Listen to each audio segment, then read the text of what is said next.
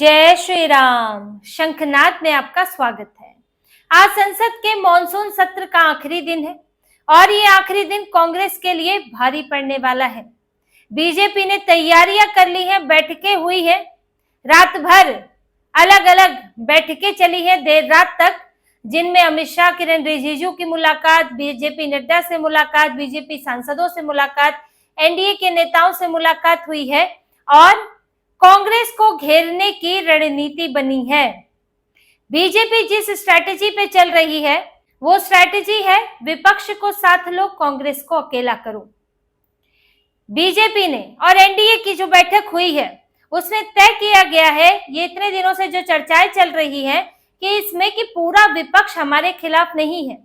विपक्ष कुछ बीच का रास्ता निकालना चाहता है। जो दूसरे दल हैं, जो सांसद हैं, वो ये चाहते हैं कि सदन चले, जो बिल आ रहे हैं उन पर चर्चा हो या कोई रास्ता निकले। जो अड़ियल बने हुए हैं वो है राहुल गांधी, कांग्रेस और उनके पीछे पीछे चल रहे अखिलेश यादव।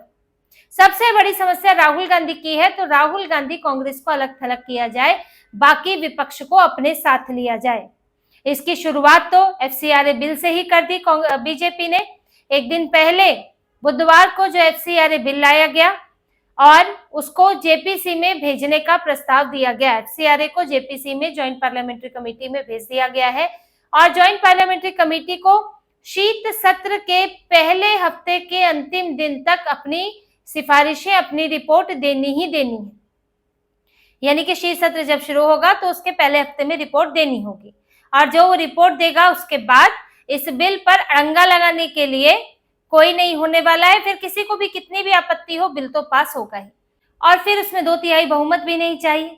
लेकिन इसके साथ ही सवाल भी खड़ा होता है कि जब इसमें सामान्य बहुमत चाहिए और बीजेपी के पास सामान्य बहुमत आराम से है, तो इसे क्यों नहीं पास कराया गया, जिसकी चर्चा सत्र शुरू होने से पहले से हो रही थी कि एफसीआरए पास होगा, एफसीआरए लाया जाएगा और बीजेपी उसे पास कराएगी। इसके पीछे के कारण है जिसमें बीजेपी की अपनी रणनीति भी है और थोड़ा बदले हुए हालात भी हैं। इन हालातों में जो कि प्रोटेस्ट हुआ, जिसके बाद इस्तीफा हुआ और जो विपक्ष हंगामा कर रहा था, अब इसमें परिसीमन बिल और एफसीआरए बिल को जोड़ दिया गया। विपक्ष ने, यानी कि कांग्रेस की हम बात नहीं करेंगे, लेकिन जो ऐसी पार्टियां हैं जो एनडीए का समर्थन करती हैं कुछ समय समय पर बिल आने पर, जैसे कि बीजू जनता दल है, शरद पवार की पार्टी है, जिन्होंने वक्त संशोधन बिल पर व्हिप जारी नहीं किया था, तो लगभग जो है आधा अधूरा समर्थन दे ही दिया था। डीएमके जो अभी अलग हो चुकी है, थोड़ा पॉजिटिव संकेत दे रही है। तो ये जो पार्टियां हैं इन्होंने इन दोनों को जोड़ दिया। जो तमिलनाडु है वहां पर भी क्रिश्चियन राजनीति चलती है, जो पूर्वोत्तर भारत के राज्य हैं वहां भी ईसाई राजनीति चलती है, केरल में भी है। तो इन दलों ने एक शर्त रख दी कि जेपीसी में भेजे एफसीआरए को। डिलिमिटेशन तो आना नहीं था परिसीमन, क्योंकि उसके लिए विशेष सत्र सरकार ला सकती है, पर इसमें इस तरह से है कि सरकार यहां सहयोग करेगी, हम सरकार को वहां सहयोग करेंगे। तो ऐसा ना लगे कि बीजेपी ने हमसे अपने सारे काम करा लिए और हम जो है यहां सिर्फ समर्थन करते रह गए। इनको ये छवि नहीं बनानी, चाहे शरद पवार की पार्टी हो, चाहे डीएमके हो। डीएमके तो घुर विरोधी रही है, डीएमके का एकदम से समर्थन करना उसके लिए वहां की राजनीति में मुश्किल खड़ी कर सकता है और कांग्रेस ने भी घेरना शुरू कर दिया है। बीजू जनता दल वो भी विपक्ष में है और बीजू जनता दल से ही सत्ता लेकर बीजेपी जो है वहां पर सरकार बनाई है बीजेपी ने। तो इन लोगों ने एक तरह से इन दोनों को जोड़ा कि एफसीआरए पे आप हमारी बात माने और फिर परिसीमन पर हम सपोर्ट कर सकते हैं, हम सपोर्ट करेंगे। और इससे ये हो जाएगा कि कुछ हमने भी बीजेपी से मनवाया और कुछ हमने बीजेपी की बातें मान ली, तो एक संतुलन बन जाएगा। तो इसीलिए एफसीआरए को जेपीसी के पास भेजा गया है और जेपीसी के पास भेजना कुछ ऐसा नहीं है कि कोई ठंडे बस्ते में चला गया, जैसे समितियों में चला गया या सालों साल तक लटका रह जाएगा, ऐसा नहीं है। जेपीसी का तय कार्यकाल होता है। बहुत बड़े बिल या बहुत ज्यादा जिसमें रिप्रेजेंटेशन चाहिए, जगह जगह चर्चाएं चाहिए, जैसे कि वक्त संशोधन बिल था, उसमें थोड़े ज्यादा समय लग जाता है, 6 महीना लग जाता है। उसका कार्यकाल एक और बार बढ़ा दिया गया था जेपीसी का, लेकिन एफसीआरए ऐसा है नहीं। एफसीआरए पर लगभग चीजें तय हैं और वो भेजा इसलिए गया है ताकि थोड़ा संतुष्ट किया जा सके। और इसको 3 महीने, 3.5 महीने का लगभग समय है, शीत सत्र शुरू होगा। रिकमेंडेशन आएगा और उसको फिर पास कर दिया जाएगा। अब रिकमेंडेशन कैसे आता है देखिए, 31 सदस्यों की समिति है, लोकसभा और राज्यसभा दोनों को मिलाकर जो संसदीय समिति बनेगी उसमें 31 सदस्य होंगे। गृह राज्य मंत्री नित्यानंद राय ने इसे पेश किया था और उसी में ही जेपीसी का प्रस्ताव आया। अब इस 31 सदस्य में से बैठक होने के लिए 2/3 का होना जरूरी है और पास होने के लिए बहुमत जरूरी है। अब जो ये समितियां बनती है उसमें एनडीए का बहुमत होता है, क्योंकि बड़ी पार्टी है, बड़ा गठबंधन है और बीजेपी सबसे बड़ी पार्टी है, तो जो पार्टी की जितनी संख्या होती है उसके हिसाब से समिति में जगह मिलती है, तो इस हिसाब से एनडीए के सांसद ज्यादा हो जाते हैं।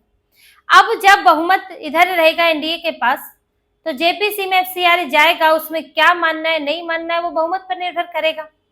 तो जेपीसी में कोई खास बदलाव होने वाला नहीं है। और वैसे भी इनको समस्या है कि रेट्रोस्पेक्टिव क्यों हो रहा है, कि पिछले जो केस है उनकी भी संपत्ति पर अधिग्रहण कर लिया जाएगा। तो पहले ही बोल दिया था गृह मंत्री ने कि ऐसा कुछ हम इसको रेट्रोस्पेक्टिव नहीं करने वाले हैं, ये नए मामलों के लिए होगा।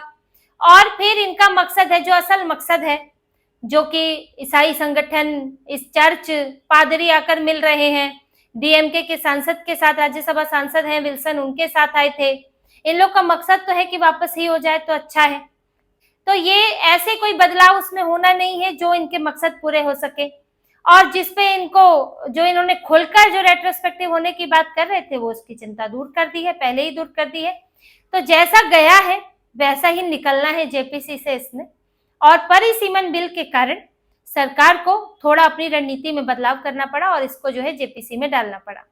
अब इससे फायदा क्या होगा, यही चर्चाएं बीजेपी की बैठकों में हुई है और इसी रणनीति पर आने वाले समय में बीजेपी चलेगी। और आपको दिखेगा कि कैसे राहुल गांधी कांग्रेस जो है, जो इन्होंने तमाशा किया है, उस तमाशे का ये खामियाजा भुगतेंगे और अलग थलग नजर आएंगे। राहुल गांधी के लिए सबसे बड़ी चुनौती और दिक्कत है परिसीमन बिल। इसमें दो तरह की समस्या है इनके लिए। एक तो परिसीमन बिल के कारण जो बदलाव होंगे सीटों में, और परिसीमन विकल्प को बदला होगा, नया परिसीमन होगा, तो उससे कांग्रेस को तो अपनी आगे कई हारें नजर आ रही हैं। लेकिन इससे पहले इनके लिए समस्या है कि ये इंडी गठबंधन को एकजुट नहीं दिखा पाएंगे और यही बीजेपी ने घेरना चाहती है कि अगर हम कांग्रेस के अलावा बाकी विपक्षी दलों की कुछ मांगे मान लेते हैं तो वो कांग्रेस से अलग होकर हमारे साथ खड़े होंगे। राहुल गांधी आज आप देखते होंगे बड़ा दम भरते हैं कि 25 पार्टियां हैं, 30 पार्टियां हैं इंडी गठबंधन में, हमारे पास सांसद ही सांसद है। लेकिन वो पार्टियां कितनी हैं? एक कांग्रेस है, एक सपा है, जो बड़ी पार्टियां हैं, बाकियों के पास तो सांसद ना के बराबर है। और ऐसे में जब अगर अखिलेश यादव को नहीं कह सकते कि वो समर्थन करेंगे, क्योंकि उनको तो यूपी चुनाव दिख रहा है, लेकिन इन दोनों के अलावा अगर दूसरी पार्टियां इधर समर्थन कर देती हैं तो इनके पास क्या रह जाएगा? ये 150 के आंकड़े तक भी नहीं पहुंच पाएंगे जब परिसीमन बिल पर वोटिंग होगी। तो ये जो दम भरते हैं कि हमारा इंडिया अलायंस इतना बड़ा है और हम जो है एनडीए को चुनौती दे रहे हैं, हम ही को सरकार में हो जाना चाहिए, तो वहां राहुल गांधी के इस दावे को बड़ा झटका लगेगा और कांग्रेस इस बिल पर अलग थलग नजर आएगी। और यही बीजेपी चाहती है। पहले यहां पर चर्चा की मांग मान ली बीजेपी ने और इसको लेकर अभी जिस तरह से आक्रामक हुई है, पहले दिन बीजेपी के सांसद, एनडीए के सांसद मैदान में उतरे, फिर खुद अमित शाह मैदान में उतरे और राहुल गांधी को मीडिया के सामने खींचते हुए देखा जा रहा है। देखा जा सकता है कैसे वो भाग रहे हैं और मैं नहीं सुनना चाहता, हमें लेक्चर नहीं सुनना है, हमें फैंटेसी नहीं सुननी है। अरे भाई, आप ही से कह रहे हो 20 दिन से अमित शाह नहीं है, सदन में नहीं है, अब वो कह रहे हैं भाई मैं तो आऊंगा, बैठूंगा। उन्होंने तो स्पीकर को चिट्ठी तक लिख दी थी कि भाई इसके लिए समय अलॉट करें, अगर स्पीकर को सही लगता है तो वो समय अलॉट करें। आपसे बोला कि आप अपनी जगहों पर बैठ जाइए, चर्चा शुरू हो जाएगी, आप तो बैठने को तैयार नहीं है, सदन के अंदर आते हैं, हल्ला हंगामा करके चले जाते हैं। तो अमित शाह ने तो गेंद आपके पाले में डाल दी। अब राहुल गांधी से पूछा जा रहा है तो जवाब ठीक से नहीं है। झारखंड पर पूछ रहे हैं तो मीडिया से भिड़ जा रहे हैं कि मैंने तो बयान दे दिया है, मैंने तो कह चुका हूं कि किसी भी स्टूडेंट के ऊपर किसी भी तरह का वायलेंस जो है वो ठीक नहीं है। लेकिन धर्मेंद्र प्रधान का तो इस्तीफा मांग लिया था और यहाँ अमित शाह का भी इस्तीफा मांग रहे हैं, तो हेमंत सोरेन का इस्तीफा कब मांगेंगे? झारखंड के घायल स्टूडेंट से कब मिलेंगे? कब उनके साथ प्रेस कॉन्फ्रेंस करेंगे? कब उनके घाव चोट दिखाएंगे? ये तो नहीं कर रहे हैं। तो राहुल गांधी तो फंस गए और यहां से बीजेपी आक्रामक होती चली गई और अंतिम दिन भी इनकी यही स्ट्रेटेजी है कि हम दूसरे विपक्षी दलों को ये बताना, समझाना, उनके सामने पेश करना कि भाई आप चाहते हैं चर्चा हो, हम भी चाहते हैं चर्चा हो, लेकिन राहुल गांधी नहीं होने दे रहे हैं। और ये दूसरे सांसदों की समस्या है। देखिए, सभी पार्टियों को ऊपर का नेता क्या करता है वो अलग बात है, लेकिन जो नीचे सांसद है उनको लगता है कि चर्चा होनी चाहिए, बोलने का मौका मिलना चाहिए। मैं आपको पहले भी ये बातें बता चुकी हूँ कि इतने हंगामे से सभी सांसद खुश नहीं होते हैं। उनको तो लगता है कि इतना हमको जब 3-3, 4-4 महीने में बोलने का मौका मिलता है वो हमसे छीनना नहीं चाहिए। फिर कई सांसदों का ये भी मानना है कि संसद के चलने में इतना पैसा खर्च होता है तो कुछ तो इस्तेमाल हो। 1 घंटे का लगभग 1.5 करोड़ रुपया खर्च होता है संसद सत्र चलाने में, और दिन भर का 9-10 करोड़ रुपया खर्च होता है। और जिस चीज के लिए संसद चलाई जा रही है वो हो ही ना, चर्चा हो ही ना, तो फिर क्या फायदा।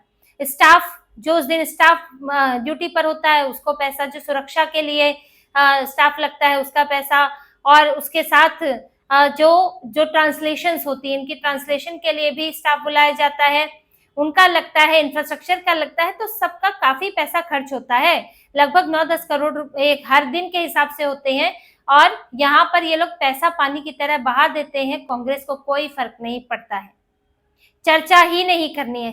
सदन है किस लिए कि आप चर्चा करके बिलों को पारित करें, या फिर किसी मुद्दे पर, देश हित से जुड़े किसी मुद्दे पर चर्चा करें, बहस करें, कुछ बदलाव की जरूरत है तो वो बताएं, और है किसके लिए, ये क्यों चलता है सत्र।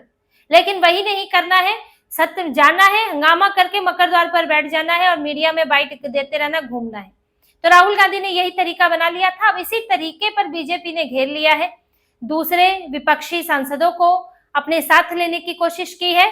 क्योंकि देखिए, पूरे विपक्ष से दुश्मनी नहीं लेनी है। बीजेपी ने भी ये सोचा, ये कह रहा है कि ये कहते हैं पूरा विपक्ष हमारे साथ है, पूरा विपक्ष हमारे साथ है, तो दिखाएंगे कि विपक्ष किसके साथ है। पूरे विपक्ष को हमसे अपने आप से अलग नहीं करना है, दुश्मनी नहीं लेनी है, कांग्रेस को घेरना है। और इसी रणनीति के साथ बीजेपी चल रही है। आखिरी दिन भी इसी तरह से हंगामेदार होने वाला है। बीजेपी ने इन्हें कटघरे में खड़ा कर दिया है, गिल्ट में ला दिया है। बीजेपी को दुखती रग मिल गई है और अब वो उसे दबाई जा रही है और दबाई जा रही है। इसका नुकसान कांग्रेस को अभी तो है ही, लेकिन आने वाले समय पर भी होगा, जब दूसरे विपक्षी सांसद भी इनके इन तरीकों से जो परेशान है, वो तो बीजेपी का रुख यानी कि समर्थन तो करेंगे ही परिसीमन बिल पर, बल्कि जो राहुल गांधी के साथ आज नजर आ रहे हैं वो भी परिसीमन बिल पर कांग्रेस को अलग थलग छोड़ देंगे। तो इसी तरह की और खबरें और विश्लेषण आपके लिए लाते रहेंगे। हमसे जुड़े रहिए, सब्सक्राइब कीजिए, कमेंट कीजिए। बहुत बहुत धन्यवाद। जय श्री राम।